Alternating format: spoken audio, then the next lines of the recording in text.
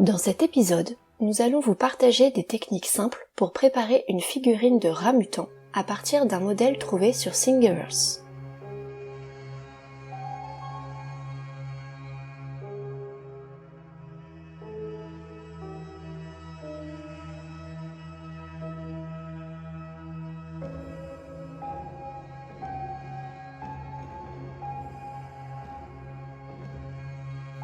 Après impression, les pièces seront modifiées en sculptant les tuniques et en ajoutant des lance-flammes.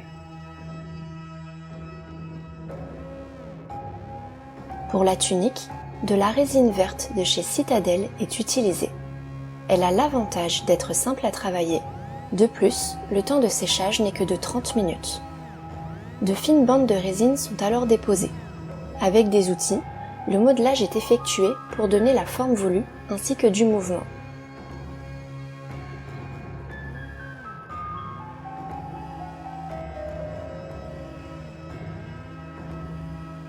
Une fois la tunique terminée, les bords sont alors découpés à l'aide d'une pince coupante pour modélisme, donnant ainsi un effet abîmé.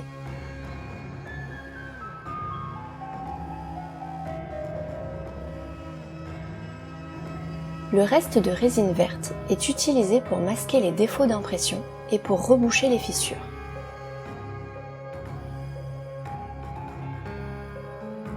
Ces figurines sont destinées à devenir des unités de choc. Il est maintenant temps de fabriquer les lance-flammes qu'elles porteront. Pour le réservoir, un simple bouchon de liège coupé en deux fait l'affaire. Ce dernier est collé à l'horizontale dans le dos de la figurine. Une chaîne de vieux bijoux provenant d'une boîte à rabiot peut alors être utilisée pour faire la lanière.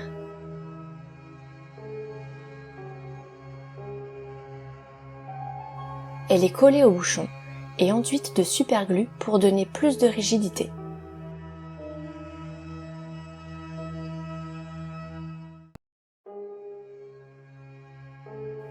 Pour le tube de larme, un morceau de tuyau de pompe d'aquarium est coupé et enfoncé dans le bouchon.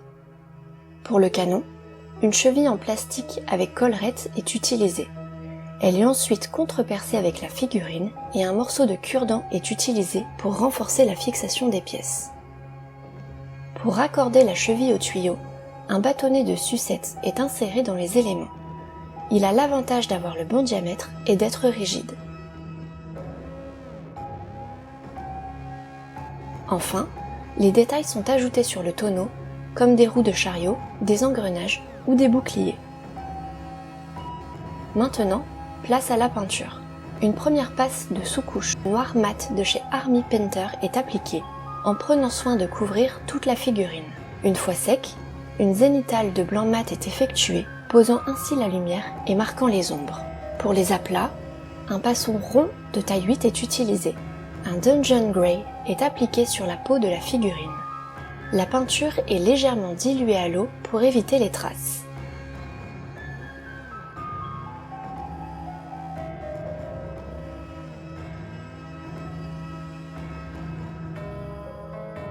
Sur les vêtements, un Yellow Ocre est utilisé pour la première figurine et un Crimson Red sur la seconde.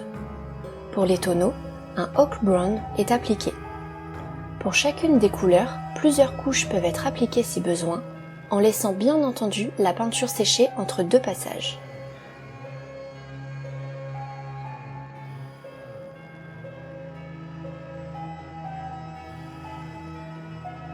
Sur les parties métalliques, un plate mail métal fait l'affaire.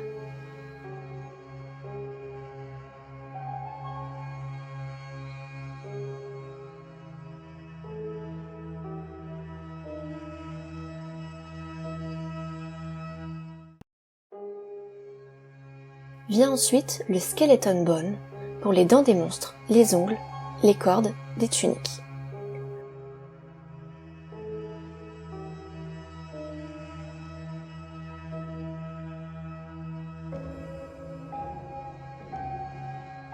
Enfin, un Barbarian Flesh est utilisé pour les queues et les museaux des rats.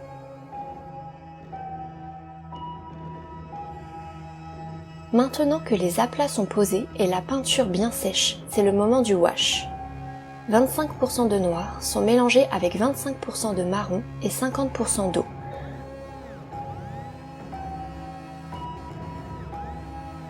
Le wash est alors généreusement appliqué sur les figurines en insistant dans les creux pour marquer les ombres.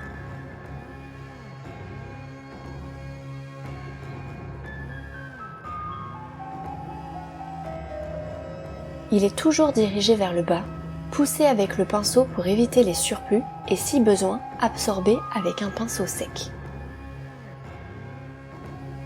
15 minutes de séchage sont nécessaires avant la prochaine étape. Pour faire ressortir les détails et éclaircir certaines zones, un brossage à sec est nécessaire. Avec un pinceau brosse et peu chargé en peinture, les couleurs de base sont appliquées sur les éléments. Les parties saillantes sont légèrement brossées pour être éclairées. Il est important d'insister sur les muscles et les cicatrices, là où la lumière du soleil viendrait se poser.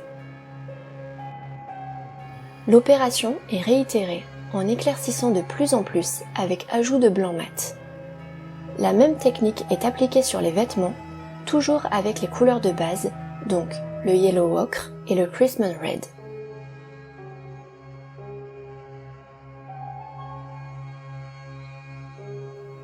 À l'aide d'un pinceau de taille 5, des linings sont effectués sur les ongles et les vêtements afin de marquer les contours et faire ressortir les détails.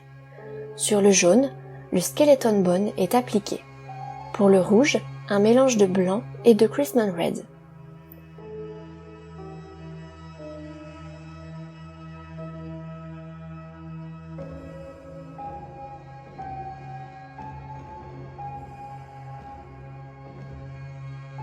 La même technique est utilisée sur les parties métalliques exposées à la lumière, toujours en reprenant la couleur de base.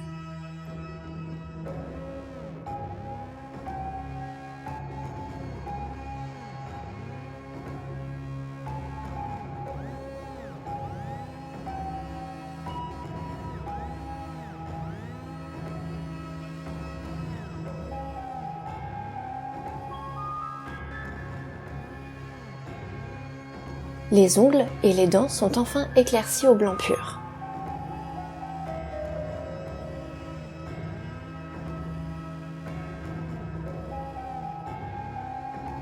Le vert est très présent dans l'armée d'hommes rats en cours de réalisation. C'est la couleur qu'on retrouve sur toutes les figurines pour les armes et les yeux, objets magiques. Une base diluée de Goblin Green est appliquée sur les yeux des figurines. La peinture est ensuite diluée avec du médium et est ensuite généreusement passée sur le tuyau. Plusieurs couches sont nécessaires pour avoir une base neutre.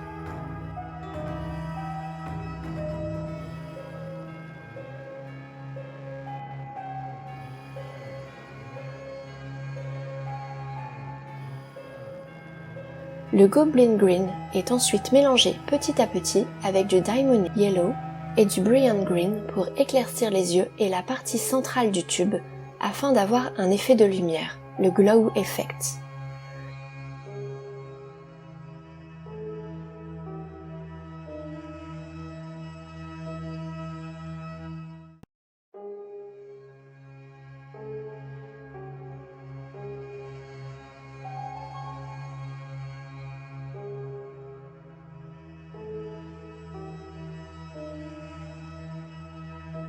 La peinture est toujours diluée pour effectuer les dégradés.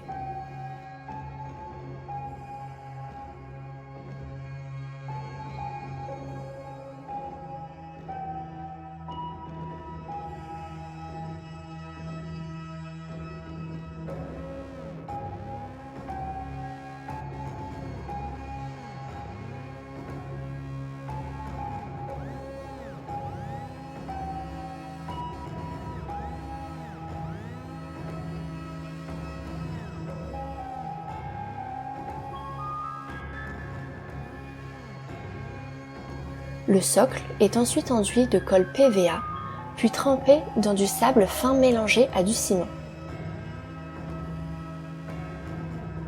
Une fois sec, le wash vu précédemment est appliqué de façon aléatoire. Dernière étape, le vernis. Un vernis mat est appliqué sur toute la figurine. peau, vêtements, tonneaux, afin de protéger la peinture, et du vernis brillant sur les yeux, les parties métalliques et le tube pour faire ressortir ces zones et accentuer l'effet de lumière.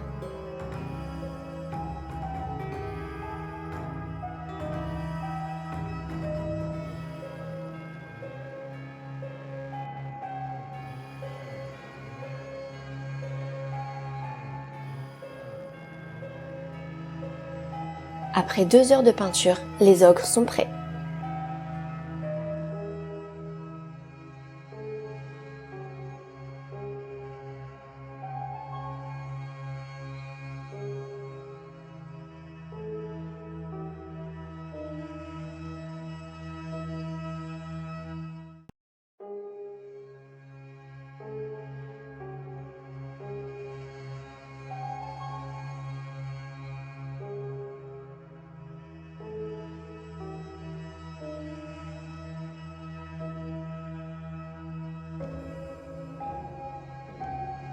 Cet épisode est le premier d'une série de vidéos sur la création d'armées d'hommes-rats. N'hésitez pas à faire vos retours en commentaire. Merci d'avoir regardé, à bientôt!